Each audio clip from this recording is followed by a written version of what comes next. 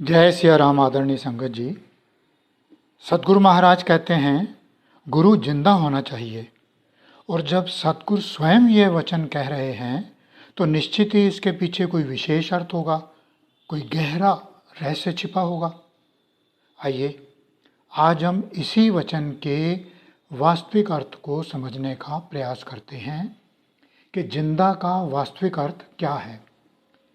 क्या केवल शरीर से जीवित होना ही जिंदा होना है, या इसके पीछे कोई और गहरा आध्यात्मिक सत्य छिपा है? संगत जी, सतगुरु के वचन जितने सरल लगते हैं उतने ही गहरे उनके अर्थ होते हैं। गुरु जिंदा होना चाहिए, यह केवल एक वाक्य नहीं बल्कि साधक के जीवन को दिशा देने वाला एक संकेत है। अक्सर हम जिंदा गुरु का अर्थ केवल इतना समझ लेते हैं कि गुरु हमारे सामने हों, शरीर से जीवित हों, लेकिन क्या यही पूर्ण सत्य है? यह जिंदा होने का संबंध किसी और गहराई से है। संगत जी, पिछले वचन में पार्ट 1 में हमने ये समझने का प्रयास किया था कि गुरु जिंदा होना चाहिए का अर्थ केवल शरीर से नहीं बल्कि एक जागृत चेतना से है। परंतु आज हम इसे थोड़ा और गहराई से समझने का प्रयास करते हैं कि वह जिंदा गुरु हमारे जीवन में कैसे कार्य करते हैं, हम उसे कैसे अनुभव कर सकते हैं। जिंदा गुरु एक जीवंत सत्य। फिर गुरु महाराज अत्यंत गहरी बात कहते हैं, गुरु जिंदा होना चाहिए जो हमारी पुकार सुन सके। यहाँ जिंदा का अर्थ केवल शरीर से जीवित होना नहीं है। महाराज का तात्पर्य है जिंदा गुरु वह है जो चेतना से जागृत हो, जो हमारे भीतर के भावों को समझ सके, जो हमारी अनकही पुकार को भी सुन सके और समय पर हमें भीतर से सहारा भी दे सके। संगत जी, जीवन में कई बार ऐसे क्षण भी आते हैं जब शब्द नहीं होते पर मन बहुत कुछ कह रहा होता है। ऐसे समय में केवल किताबें या सुनी हुई बातें उतना सहारा नहीं देती जितना एक जीवंत गुरु की अनुभूति देती है। जीवंत गुरु की अनुभूति, जिसके लिए महाराज कह रहे हैं गुरु जिंदा होना चाहिए। साधक के जीवन में डर, भ्रम और कमजोरी आती है और तब जिंदा गुरु वह है जो केवल सिखाता नहीं बल्कि भीतर से संभाल लेता है। सच्चाई यह है कि जिंदा गुरु कोई दूर बैठी हुई सत्ता नहीं है, वह हमारे जीवन के हर छोटे बड़े पल में हमारे साथ जुड़ा हुआ है।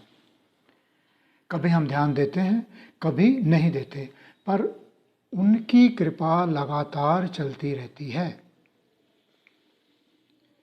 कई बार हमारे जीवन में ऐसे क्षण आते हैं जब सब रास्ते बंद लगते हैं, समझ नहीं आता कि क्या करें, किससे कहें। उसी समय भीतर से एक हल्की सी आवाज़ आती है, यह कर लो, यह मत करो, ऐसे करो, वैसे मत करो।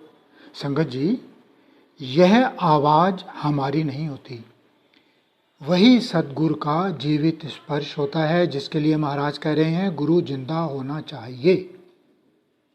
कभी कभी हम किसी बड़ी विपत्ति से बच जाते हैं और बाद में सोचते हैं पता नहीं कैसे बच गए।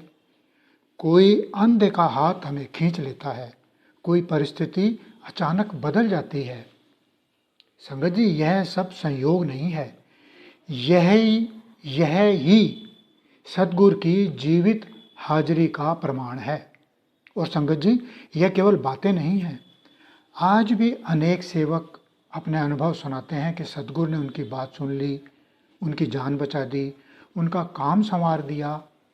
तो अलग से प्रमाण की आवश्यकता ही नहीं रहती, क्योंकि जो अनुभव कर लेता है उसके लिए वही सबसे बड़ा प्रमाण माना जाता है। इसे एक छोटी सी मिसाल से समझते हैं। जैसे एक बल्ब होता है, वह स्वयं में कुछ नहीं होता, पर जब उसमें बिजली का प्रवाह होता है तो वही बल्ब चारों ओर प्रकाश फैला देता है। उसी प्रकार यह शरीर एक साधन है और सतगुरु का नूर वह शक्ति है जो इसमें जुड़ जाए तो जीवन प्रकाशित हो जाता है। संगत जी, जिंदा गुरु को पहचानने का सबसे बड़ा लक्षण यह है कि वह हमें भीतर से बदलने लगता है। जहाँ पहले क्रोध था वहाँ धीरे धीरे शांति आने लगती है। जहाँ अहंकार था वहाँ विनम्रता आने लगती है। जहाँ भय था वहाँ विश्वास आने लगता है। ये परिवर्तन कोई बाहर से नहीं करता, ये सतगुरु की जीवित चेतना का कार्य है। और संगत जी, एक बहुत महत्वपूर्ण बात यह भी है कि जिंदा गुरु का संबंध केवल चमत्कार से नहीं है, वह हमारे जीवन में संवेदना भी जगाता है। दूसरों का दुख अपना लगने लगता है, मन में करुणा आने लगती है, किसी को दुखी देखकर भीतर से प्रार्थना उठती है। संगत जी, जहाँ संवेदना जागती है वहीं सतगुरु का वास होता है। और सतगुरु महाराज जी जब कहते हैं कि गुरु जिंदा होना चाहिए तो उनका मतलब यही होता है। इसलिए गुरु जिंदा होना चाहिए का अर्थ केवल इतना नहीं कि वे कहीं मौजूद हैं, बल्कि इसका वास्तविक अर्थ वह चेतना आज भी जीवित है, हमारे भीतर कार्य कर रही है, हमें संभाल रही है, हमें धीरे धीरे अपने स्वरूप की ओर ले जा रही है। संगत जी, जब यह विश्वास दृढ़ हो जाता है तो फिर मन कभी अकेला नहीं रहता। हर परिस्थिति में यही अनुभव होता है कि कोई हमारे साथ है, हमें देख रहा है, हमें संभाल रहा है। संगत जी, गुरु केवल वह नहीं जिसे हम देख लें या मान लें। गुरु वह है जिसे हम अपने जीवन में महसूस कर सकें, जो हमारी पुकार सुन ले और समय पर हमें थाम ले। वही सच्चा सहारा है।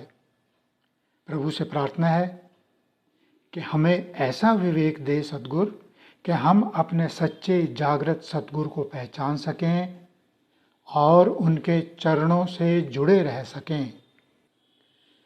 सतगुरु जी, जो कुछ कहा सुना गया वह सतगुरु महाराज जी की कृपा से ही संभव हुआ है।